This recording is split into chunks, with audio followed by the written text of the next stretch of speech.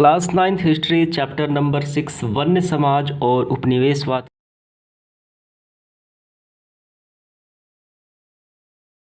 के क्वेश्चंस देखेंगे। पहला देखिए, सबसे पहले अति लघु उत्तरीय प्रश्न इसका है, प्रथम inspector of general forest in India कौन थे?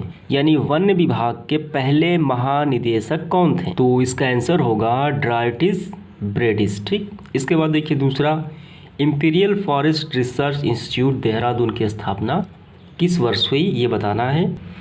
यानी वन के अनुसंधान और संस्थान के लिए जो इंस्टीट्यूट बनाया गया देहरादून में, उसकी स्थापना 1906 में हुई थी। इसके बाद देखिए तीसरा प्रश्न क्या है, तिलका माझी ने किस अंग्रेज कलेक्टर की हत्या कर दी थी? ये ऑगस्टन क्वीडलैंड जो अंग्रेज था उनकी हत्या कर दी थी। 4 नंबर प्रश्न क्या है, कोल विद्रोह कहाँ से आरंभ हुआ था? तो ये छोटा नागपुर सी भूमि के सोनपुर फरगना जो 1831 में ये प्रारंभ हुआ था। 5वां क्या है, कंद विद्रोह को किसने नेतृत्व किया? तो कंद विद्रोह को चक्र विसोई ने नेतृत्व किया जो उड़ीसा में हुआ था, और ये इनके नेता थे। ठीक है, इन्होंने इसका नेतृत्व किया। प्रश्न क्रमांक 6 देखिए यहाँ पे, बिरसा मुंडा का जन्म कब और कहाँ हुआ था? तो इनका जन्म हुआ था, बिरसा मुंडा का जन्म हुआ था 15 नवंबर 1875 में झारखंड के खूंटी जिले के उलिहातू गांव में हुआ था, और इन्हें आदिवासियों का मसीहा भी कहा जाता है। 7वां प्रश्न क्या है, धरती आबा यानी धरती के पिता की उपाधि किसे दी गई थी? तो ये बिरसा मुंडा को दी गई थी। अब यहाँ से हमारा प्रारंभ होता है लघु उत्तरीय प्रश्न। पहला क्या है देखते हैं।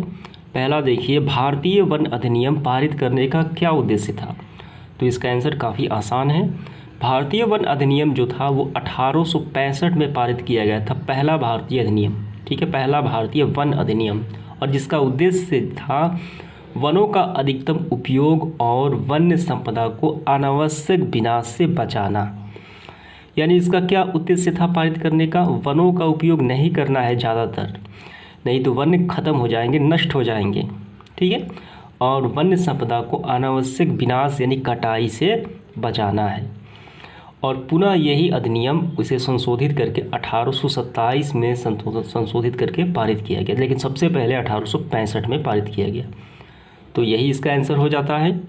दूसरा प्रश्न क्या है, दिक किसे कहा जाता था? उन लोगों ने जनजाति थे, तो उन लोगों ने जनजाति जीवन को कैसे प्रभावित किया, यानी जो जनजाति थे जंगलों में रहने वाले, उनके जीवन को ये दिक कैसे प्रभावित की, ये बताना है। तो सबसे पहले देखिए, जंगलों में बाहरी लोगों को दिक कहा जाता था, यानी जो जंगल में नहीं रहते थे, बाहरी लोगों को। दिक ने जनजातियों के सामाजिक, धार्मिक, आर्थिक एवं राजनीतिक जीवन पर प्रतिकूल प्रभाव डाला, यानी अनुकूल ना होकर प्रतिकूल प्रभाव डाला, अच्छा प्रभाव नहीं डाला। ठीक है, जिनमें से दिक में कौन शामिल थे? व्यापारी शामिल थे, महाजन, साहूकार, ये सारे दिक में थे जो जनजातियों का शोषण किया करते थे। सरकारी नीतियों ने जनजातियों को जंगल में शिकार करने से रोक लगा दी, अतः दिक के शोषण में इनकी राजनीतिक, सामाजिक और आर्थिक जीवन काफ़ी प्रभावित हुआ।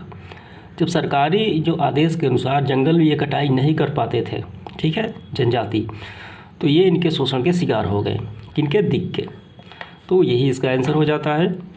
तीसरा प्रश्न देखिए क्या है, ईसाई मिशनरियों का आदिवासियों पर क्या प्रभाव पड़ा?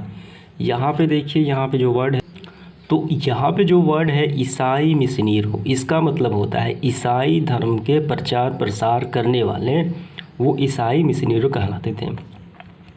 तो उन्होंने क्या किया, ईसाई धर्म को आदिवासियों को थोपने का ज़्यादा प्रयास किया। ठीक है, उन्होंने अपना धर्म ये बताया कि आप अपना धर्म हटा दीजिए, मतलब छोड़ दीजिए, और ईसाई धर्म अपना लीजिए। तो इसका आंसर हमें इस प्रकार करना है, ईसाई धर्म का भी आदिवासियों पर व्यापक प्रभाव पड़ा। ईसाई मिशनरियों ने शिक्षा प्रसार और मानव कल्याण कार्यों के अतिरिक्त अपने धर्म का भी प्रचार किया।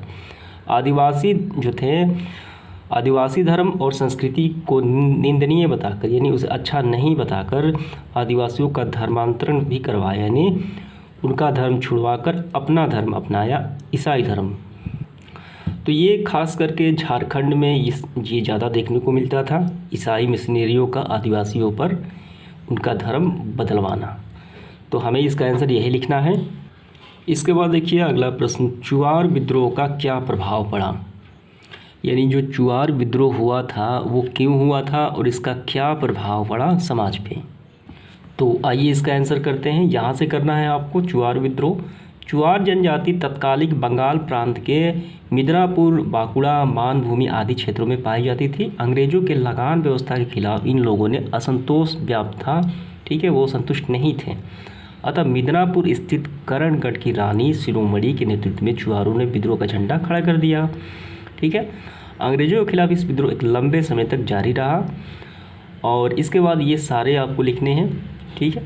और इसे भूमि, ये सारे लिखते हुए आपको लिखना है। इसे चुआर विद्रोह के अग्नि शांत नहीं हुई, आगे चलकर ये भूमि जनजाति के लोगों के साथ गंगा नारायण द्वारा किए गए विद्रोह में शामिल हो गए।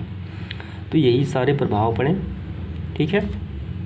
इसके बाद देखिए पांचवा प्रश्न, चेरो विद्रोह पर एक टिप्पणी लिखें, यानी चेरो विद्रोह क्या था इसके बारे में बताना है।